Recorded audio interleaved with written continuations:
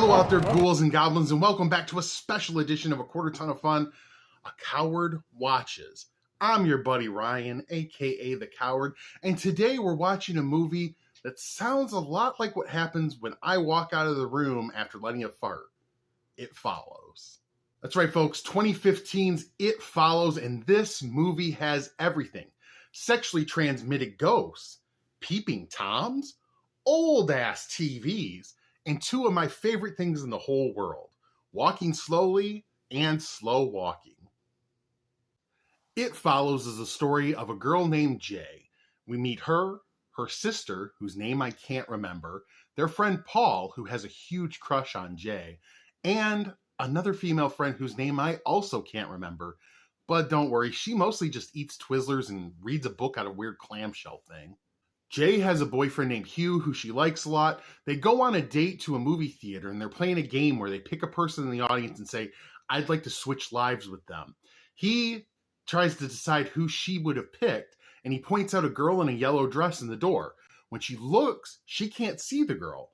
He freaks out. They run out of the movie theater. He doesn't really explain. He just says he was feeling sick. They go out again. Things are going well. They go back to his car and, well, they make special friends, if you know what I mean. And afterward, he knocks her out, takes her to an abandoned parking garage, ties her to a chair, and starts telling her that he has passed on to her through their special meeting in the car a very weird curse. There is a monster or ghost or something that's going to be following her, trying to kill her. He takes her over to the edge of the building, and we see a naked woman slowly making her way toward them. And the girl starts freaking out. He runs with her. They get in the car. He takes her back to her house. They report this to the police, right? And they find out this guy's name wasn't what he told her. He doesn't live where he told her. He had a whole fake identity set up to get close to her, to pass this on to her. With her sister, Paul, and the other girl, and their sexy neighbor, whose name I think is Nick. And you know what? It doesn't matter. We'll call him Nick for the rest of this. Their sexy neighbor, Nick, they go off to try to find this guy and find out what is going on and why these creepy people seem to be following her. And she's seeing these creepy people everywhere, in her school, in her house, trying to follow her down the street. So they find Hugh and get a little more information from him. And one criticism I have of the movie, it's never really explained exactly how he knows how all of this works. I guess just his experience with it, or the person before him told him. But he gives him a little more information. He says that the person can appear as anyone you may know or anyone you may see. And if they touch you, you're dead. So you have to keep moving. But the one advantage you have is they're just slowly walking. So you can get far away and give yourself time to plan what you're going to do. So sexy next door neighbor Nick takes everyone up to his father's cabin. And I should mention, I'm a Michigan guy. I live near Detroit.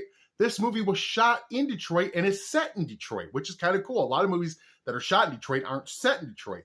This one was. They go up to the cabin. They're having a good time, actually. They're out at the beach. He's teaching her how to fire a gun. She's getting some self-confidence back. And we have one of the cooler scares in the whole movie. We have our characters out on the beach, 4 of them. We don't see the female friend where she is. We see her walking up in the distance. All of a sudden, from the other angle, we see her out in the water on an inner tube, and we realize that's the thing that follows, that's coming up on them. They shoot it with a gun. It does some damage, but it doesn't stop it. So Jay freaks out. She jumps in sexy neighbor Nick's truck and tries to drive away. She ends up crashing. She's hurt badly. She has to go to the hospital. At the hospital, her mom's there. All her friends are there. Sexy neighbor Nick is there. So later on that night at the hospital, Jay is alone with sexy neighbor Nick. And they're together in a very special way, if you know what I mean. Nick is going to take the curse, the burden onto himself. And he seems to not totally believe in it, even though he's seen all this weird stuff and that something was chasing her. So 3 days later, she's out of the hospital. She's all paranoid. She's freaking out. Nothing's happened to Nick. He says he hasn't seen anything following him. Nothing's tried to attack him. She's looking out her bedroom window and she sees Nick walking towards his house, but acting really weird and banging on the door and taking a rock and breaking in. She realizes that's not Nick. That's the monster going to kill Nick. She tries calling him. He doesn't answer. She races over there, and when she gets inside, Nick's mother is standing at his door, banging on it. She's nude, and it's the monster, right? Nick opens his door. He's like, Mom, what are you doing? The monster attacks him. Nick's dead. Sexy neighbor Nick has lost his sexiness and his life. So Jay, her sister whose name I don't remember, Paul, who remember has a big crush on her, and the other female friend whose name I don't remember, they make a plan. They're going to go to a community pool and set up a bunch of electrical items and try to lure the creature into the pool and then kill it. Oh, and I should have mentioned this earlier too. If you pass it on to someone and they get killed, it comes back after you. So now that Nick is dead, it's coming back after Jay. So they go to the pool. They're all set up. The creature comes. It doesn't get in the pool. It starts unplugging the objects and throwing them at Jay, bashing her in the head with TVs and stuff. She's floundering about in the pool. She's having a hard time. Paul pulls out the gun. They have the gun that they were practicing with earlier. They actually do a pretty smart thing. They had saw earlier that the creature, even though the other people can't see it, they can feel it. And it pushed Paul earlier. So they have her point out where it is. They throw a blanket over its head. Paul shoots it in the head, falls in the pool. They pull Jay out. It grabs her ankle. It's trying to pull her down in. She's struggling. Paul shoots again. He accidentally shoots their friend, the female friend who doesn't talk. So she does three things. She eats Twizzlers, she reads a book, and she gets shot. But she's okay. They shoot the creature again. They're able to pull Jay out of the pool. She's okay. He says, is it dead? She looks into the pool, and all we see is blood. We don't see a body. We don't know if the creature's really dead. We fast forward, and we see that Paul and Jay are being together in a very special way, if you know what I mean. Then we see Paul driving down the street in downtown Detroit, in the bad part of town, looking for a lady of the night, and he finds one. We assume Paul is going to pass it on to her. She would probably quickly pass it on to someone else, trying to get rid of it.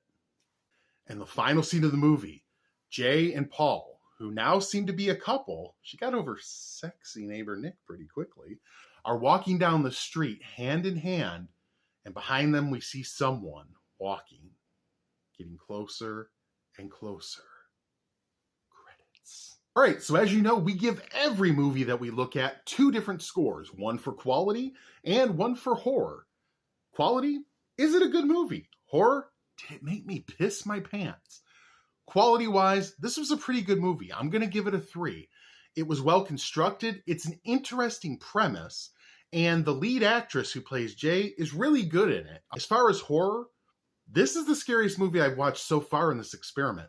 Their use of long shots where we see people in the background getting closer and closer, and we don't know if it's the monster trying to get her. Some really effective jump scares, some cool horror looks on the monster itself.